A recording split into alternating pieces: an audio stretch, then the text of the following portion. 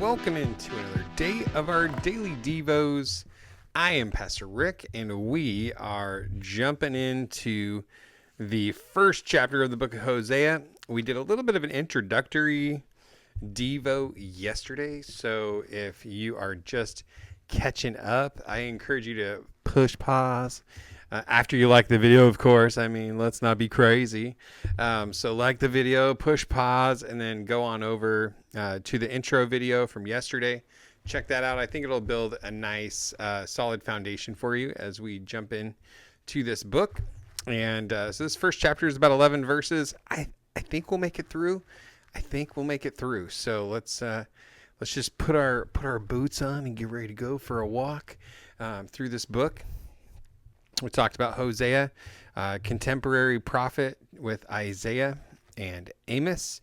And so they're just prophesying during a time of a lot of affluence, a lot of military peace, so a lot of comfortability in life for the people of the kingdom of Israel, the northern tribes there.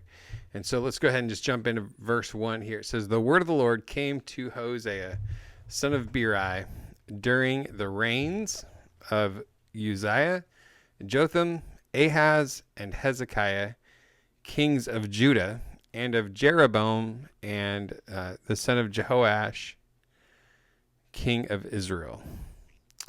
So he ministered during the reign of Jeroboam, son of Jehoash, king of Israel, but Uzziah, Jotham, Ahaz, and Hezekiah were the kings in Judah that were in charge at the time. And so that's a really nice timestamp on the ministry of Hosea, which is why we are able to speak with some level of clarity and confidence of when he was ministering. So let's go to verse 2.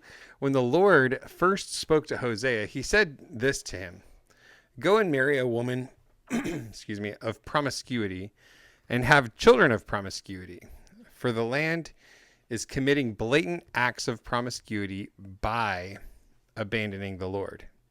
I just thought that was an interesting way to put it, that the land is committing blatant acts of promiscuity by abandoning the Lord. So they weren't even saying specifically any sins that they were actively involved in. The primary thing that they mention here is turning your heart away from the Lord. And that's really the core of what causes sinful behavior to be at the forefront of your life, is because you're abandoning the Lord. You're walking the other way. So he went and married Gomer, daughter of Diblaim, and she conceived and bore him a son. So they had a kid together. Now, there are interesting theories about who Gomer was. A lot of people think that she was like a temple prostitute or something like that at the time that they married. But there is actually a reasonably good chance that she may not have been. She may have been pure when they got married. And then lived a life of promiscuity, afterwards. So it does say that she bore him a son. Then the Lord said to him, "Name him Jezreel, for in a little while I will bring the bloodshed of Jezreel on the house of Jehu, and put an end to the kingdom of the house of Israel. On that day, I will break the bow of Israel in the Jezreel Valley." So if you're not familiar with the Jezreel Valley, we had basically a field that King Ahab was really interested in, and a guy named Naboth owned the vineyard that he wanted. And so he said, "Yo, dude, let's trade some stuff. I got this stuff. I'd like to trade you for it." And Naboth was like, "Nothing doing, bro. I'm not getting rid of this property. I love it. It's my wife's favorite." No, he didn't really say that. But for whatever reason, he was unwilling to sell or trade the vineyard to to Ahab.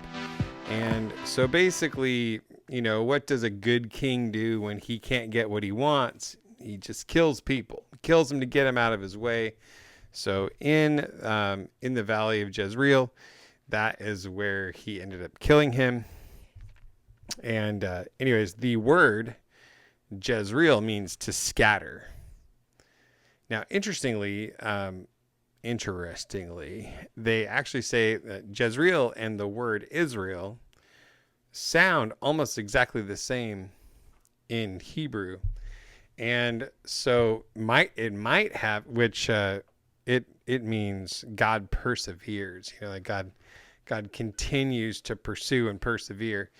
And so a lot of people think that Hosea was hoping God had just gotten his pronunciation a little bit wrong, and that what he really meant was God perseveres for me. God doesn't give up on me. He's, that kind of thing, which again is true. God doesn't give up on us. But something really powerful here that God's trying to say is when you drift, when you walk the opposite direction, when you know what you're supposed to do and you do the other thing, when you choose to depart from the ways of the Lord, that there is a penalty for that. There is a price to be paid, not in the eternal sense, because Jesus paid that price if you have come under the blood of Jesus. But coming under that blood of Jesus involves surrender, and that's not really evident necessarily by the way you're living your life at that point. So here we're just seeing that God's saying, man, you have walked in evil for so long and you have turned your back on me, by, like it says in that verse up there, by abandoning the Lord. Blatant acts of promiscuity by abandoning the Lord. So they're headed in the other direction. The scariest thing is when God starts saying yes and starts taking away the obstacles and allowing you to successfully walk away from him, because you're being so consistent, so persistent, so persevering, being persevering in all the wrong times and places. So it says in verse 6, she conceived again and gave birth to a daughter, and the Lord said to him, so she conceived and gave birth to a daughter. So it doesn't say anything like it did up here where it says that she bore him a son. And so coming down here, she conceived again and gave birth to a daughter, and the Lord said to him, name her Lo Ruhamah, for I will no longer have compassion on the house of Israel. I will certainly take them away, and I will have compassion on the house of Judah, and I will deliver them by the Lord their God. I will not deliver them by bow, sword, or war, or horses and cavalry. So God had a plan of restoration that he was cooking up in the process, even before the judgment had been laid, because they had been pretty consistently walking away from the Lord. He's just saying, I'm no longer going to have compassion on your foolishness, on your foolish heart. And again, like I said, the scariest thing is when God stops fighting you on something and just says, all right, I'm just going to let you go. That's the scariest place to be. So the first kid they have, his name's Jezreel. His name means to scatter, because God is about ready to scatter the Israelites, the tribes of Israel, all over the world. We're just not very many years away from the capture of Samaria. And then basically they would force them to intermarry to weaken the bloodline. And so Jezreel is the scattering. Lo Ruhamah is no more compassion or no more love. But it's interesting is that God's demonstration of chastisement on his kids is in the big picture to bring about restoration to his kids. So even in God's disciplinary actions, his disciplinary actions are always focused on correcting the things that have gone wrong. I will have compassion on the house of Judah, and I will deliver them by the Lord their God. I will not deliver them by bow, sword, war, or horse, cavalry. So God's got his own ecosystem. He's got his own ecosystem of how he is going to deliver them. There's an interesting story about the angel of the Lord coming and killing 185,000 Assyrian soldiers as they were all surrounding the Jews. And the angel of the Lord came and slew 185,000 soldiers in one night. I mean, it was a hopeless situation. There was nothing going down that they were going to get any help. And the angel of the Lord came, showed up in the middle of the night, 185,000, to where they went to bed, essentially under siege, hungry, starving to death. And then all of the sudden, in one night, boom, everything turns around. After Gomer had weaned Lo-Ruhamah, she conceived and gave birth to a son. And then the Lord said, "Name him Lo-Ami, for you are not my people, and I will not be your God. Yet the number of the Israelites will be like the sand of the sea, which cannot be measured or counted. And in the place where they were told, 'You are not my people,' they will be called sons of the living God. And the Judeans and the Israelites will be gathered together, and they will appoint themselves a single ruler and go up from the land. For the day of Jezreel will be great." So the day of the scattering will be great. But here's the thing, folks, and I want you to really take this into consideration. You know, sometimes the Lord calls us into a direction that's a little uncomfortable, a little crazy, like the instructions for Hosea to do what he did. But he's faithful, he obeys, even when he doesn't necessarily see all of the pieces put together in advance.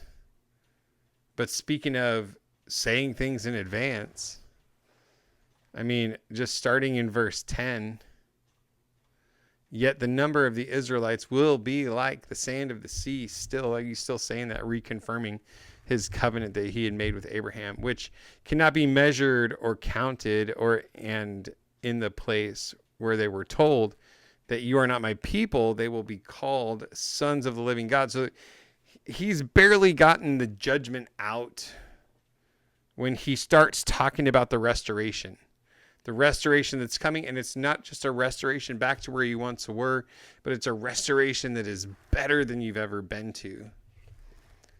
So I just want to encourage you today that even though there may be a scattering, even though there may be a turning away of God's active compassion kind of love, and even though you may feel like you've had your back turned on you by God, that you are no longer one of his people, he's always pursuing us, always coming back to us. And his punishment, his discipline, is not to inflict pain and suffering. His discipline is to rescue our hearts and our spirits from the trappings of this world, so that we pursue only him. And that's what I want you to remember, is that we can't be flippant about our relationship with God. We have to be dialed in, focused on who he is, pursuing him with all we've got, and not playing around with sin and seeing how long we can get away with it, but that we put that stuff away. We kill that stuff. We get it out of our way. And we just focus on following him. Just focus on following the Lord. So with that, I pray the Lord blesses you today. Hope you have a great day. God bless you, and I will see you tomorrow.